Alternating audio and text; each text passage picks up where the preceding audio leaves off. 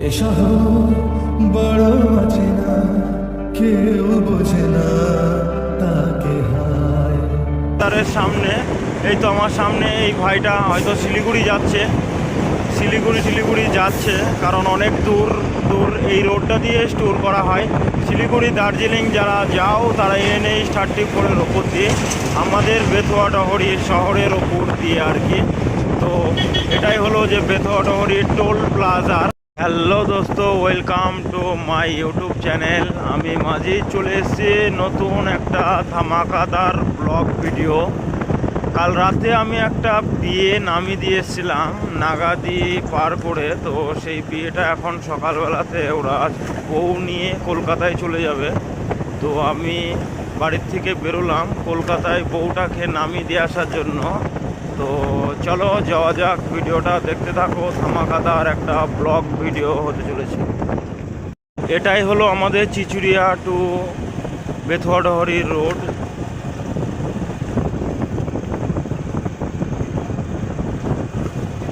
এখানে মানে এই রোডের উপরে সব কিছুই পার করে এইগুলো পুরো ফাঁকা ছিল, কিন্তু এই কিছুদিন ধরে অনেক বাড়ি নতুন নতুন হয়ে। এটাই হলো আমাদের বেথুয়া ডহরি হসপিটাল রোড আর কি। তো এই সামনে বাঁদিকেই হলো বেথুয়া ডহরি হসপিটাল। তো আমি বেথুয়া ডহরি হসপিটালের সামনে চলে এসেছি।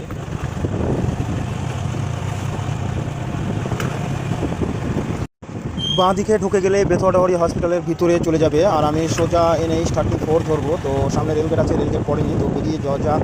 এখানে খুব জমজমাট আর কি। তো হ্যালো দোস্ত, আমি এখন চলে এসেছি হাই রোডের উপরে, মানে আমাদের যে বেথুয়া ডহরিতে NH-34 যে রোড, এই রোডের উপরে আমি চলে এসেছি। তো আমি এখান থেকে যাব 10 কিলোমিটার নাগাদে। ভাই গাড়ি এত স্পিড, সালা মনে হচ্ছে আমাকে যেন মেরে দিয়ে পালিয়ে যাবে। তো চলো যাওয়া যাক। এই ভাই এত সুন্দর যাচ্ছে রাস্তার সাইড ধরে ধরে। যদি কারো বাস ভাড়া করার থাকে তো এখানে চলে এসো, অনেক বাস দাঁড়িয়ে আছে BWTC-এর সামনে। ভাই NH-34-এ বাইক চালানোর মজাই আলাদা, কারণ এই জন্যই মানে একদম পুরো রাস্তা ক্লিয়ার থাকে। আর 2 নম্বর কথা, এখানে যদি কারো অ্যাক্সিডেন্ট বা কিছু হয় অন্তত তাকে তো খুঁজেই পাওয়া যাবে না। আর 2 নম্বর কথা হচ্ছে, আমরা যে ছোটো গাড়ির ড্রাইভারগুলো যখন আসি, যদি আমাদের সামনে পড়ে তাহলে তো কোনো ব্যাপারই না। তার জন্য ভাই সবাইকে একটা কথাই বলতে চাই যে গাড়ি খুব সাবধানে চালাও, কারণ যখন তখন বিপদ হতে পারে। তোমার বিপদ তোমার নিজের কাছেই গাড়ি চালানোর উপর ডিপেন্ড করে। তারপর যেটুকু হয় সেটা কপালের উপর দিলেই করো। আর এমনি গাড়ি বাইক জোরে চালালেই অ্যাক্সিডেন্ট হতেই পারে, কারণ অ্যাক্সিডেন্ট হবে, বাইক জোরে চালালে হবেই। কারণ রাস্তার যা পরিস্থিতি, মানে অ্যাক্সিডেন্ট যে কোনো সময় হবে, কারণ এত লরির চাপ। এই দেখো লরিগুলো কেমনভাবে যাচ্ছে, যদি মাঝখানে পড়ে যাও তো তোমার লাইফ যে কোনো সময় শেষ হয়ে যাবে। তো চলো যাওয়া যাক। তো ভাই এই লরির মাঝখান দিয়ে আমি চলে এসেছি এখন বেথুয়া ডহরি টোল প্লাজারের সামনে। এই তো আমার সামনে এই ভাইটা হয়তো শিলিগুড়ি যাচ্ছে, কারণ অনেক দূর এই রোডটা দিয়ে ট্যুর করা হয়। শিলিগুড়ি দার্জিলিং যারা যাও তারা NH-34-এর ওপর দিয়ে, আমাদের বেথুয়া ডহরি শহরের ওপর দিয়ে আর কি।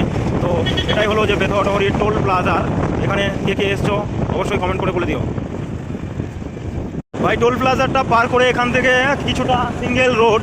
তো এক হাতে ফোন, এক হাতে বাইক চালাচ্ছে, কারণ পিছনে একটা লরি আসছে, খুব জোরে আসছে আর কি। তো ওকে ভয়ও লাগছে, আবার বাইকও চালাচ্ছে। তো চলো যাওয়া যাক। ওই ভাইটা রাইড করতে করতে যাচ্ছে হয়তো শিলিগুড়ি বা গ্যাংটক এইসব কোনো জায়গায় যাবে। তো একসাথে টোল প্লাজারটা পার করলাম, এখনও আমার থেকে আগেই গিয়েছে। তো চলো ওকে সাথ ধরা যাক। আর ভাই ওরা গাড়ি চালায় খুব ধীরে সুস্থে, মানে খুব একটা হাই স্পিডে গাড়ি চালায় না, কারণ যারা লম্বা সফর করে তারা কোনো সময় ওই 100-200 এরকম গাড়ি ভাগায় না, কারণ লং ড্রাইভ করতে গেলে অনেকটা টাইম লাগে, আর অনেকটা টাইম ধরেই গাড়ি চালাতে হবে। তার জন্য তোমাকে স্লোভাবেই গাড়ি চালানো দরকার। তো ভাই চলে এসেছি আমি নাগাদিতে। আমি এই নাগাদি থেকে বাঁ দিকে গ্রামের ভিতরে ঢুকে যাব। আর এই যে রোডের মধ্যে একা একা গাড়ি চালানো, আবার 2 নম্বর কথা তার উপরে ফোন হাতে নিয়ে কথা বলতে বলতে যাওয়াটা খুব একটা ভালো জিনিস না। কিন্তু ভাই ভিডিও করবো এরকম একটা শখ নিয়ে বাড়ি থেকে বেরিয়েছি, যেখানে মানে জীবনে বড় একদিন হবই আমি, মানে এরকম আমার একটা চিন্তা ভাবনা আছে। তো দেখি ইউটিউবে কি আছে, ফেসবুকে কি আছে, ওটা যতদিন আমি না দেখবো ততদিন এই ভিডিও করা বন্ধ আমি করছি না। আর খুব একটা ভালো ফোন না আমার কাছে, একদম নর্মাল একটা রিয়েলমি সেট। আমি এই সেট নিয়েই ফেসবুক ইউটিউবে কি আছে আমি দেখবো।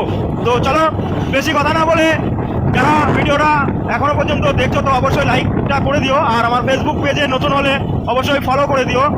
তো চলো ভিতরে নাগাদি থেকে আমি বাঁ দিক নেবো, বাঁ দিক নিয়ে গ্রামের ভিতরটাকে একটু দেখানোর চেষ্টা করব। তো চলো ভিডিওটা এখান থেকে আবার ভিতরে যাই, তারপরে আবার আমি ভিডিও করব। তো চলো আমি বাজারের মাঝখানে আছি এখন। তো ভাই নাগাদি NH-34 ছেড়ে দিয়ে আমি এই গ্রামের রাস্তায় ঢুকে পড়েছি। তো এই গ্রামের রাস্তা দিয়ে যাচ্ছি আর কি। তো খুব সরু রোড, বেশি কথা না বলে চলো যাওয়া যাক। আমার সামনে এই মনটা স্কুটি নিয়ে যাচ্ছে, তো ওকে ওভারটেক করে আমি বেরিয়ে যাই।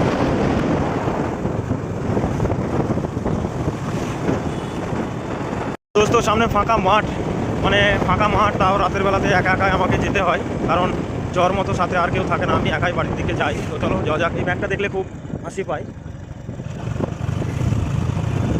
কারণ ছোটোবেলাতে আমার মামার বাড়ির সামনেই একটুখানি গিয়েই তো এই ব্যাগে ছোটোবেলায় আসতাম, সাইকেলটা নিয়ে যখন ঘুরতাম তো খুব ভালো লাগতো। তো চলো যাওয়া যাক।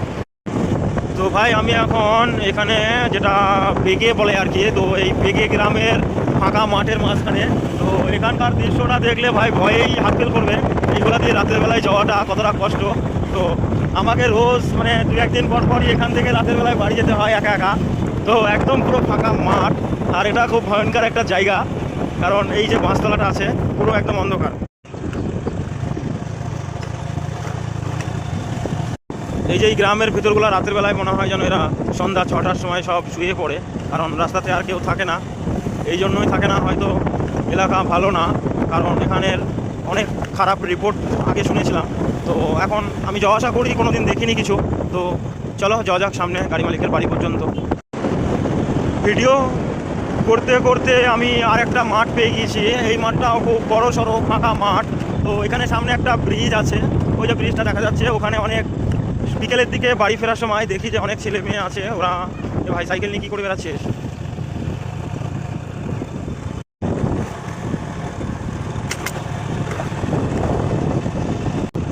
তো ভাই চলে এসেছি সামনে গাড়ি মালিকের বাড়ি। এখানে বাইকটা রেখে দিয়ে আমি টোটোতে চলে যাব গাড়ির কাছে। তো গাড়ির কাছে গিয়ে আবার কথা হচ্ছে, টোটো কী পাই সেটা দেখি, তারপর আবার কথা হবে। আমি এখন ওই সামনেই গাড়ি মালিকের বাড়ি, এখানে গাড়িটা রাখবো, রেখে বেরিয়ে যাবো। তো দোস্ত এই দুতলা বাড়িটা, তো এখান থেকে গাড়িটা ঢুকিয়ে দিয়ে চলে যায়, তো পরে আবার কথা হচ্ছে। তো ফাইনালি গাইজ আমি চলে এসেছি আমার গাড়ির কাছে। তো কালকে রাতে এখানেই গাড়িটা লাগিয়ে দিয়ে আমি বাড়ি চলে গিয়েছিলাম। তো এই সামনে বাড়িতেই বিয়ে হচ্ছে, এখান থেকে লোক তুলে আমি এখন যাব কলকাতা নাগের বাজারে নামাতে। তো নামিয়ে দিয়েই আবার টান রিটার্ন বাড়ি চলে আসবো। গাড়িটা কত সুন্দর সাজানো হয়েছে। তো চলো এখান থেকে ভিডিওটা শেষ করছি, নেক্সট ভিডিও খুব তাড়াতাড়ি আবার আসছে। তো চলো, ওকে বাই।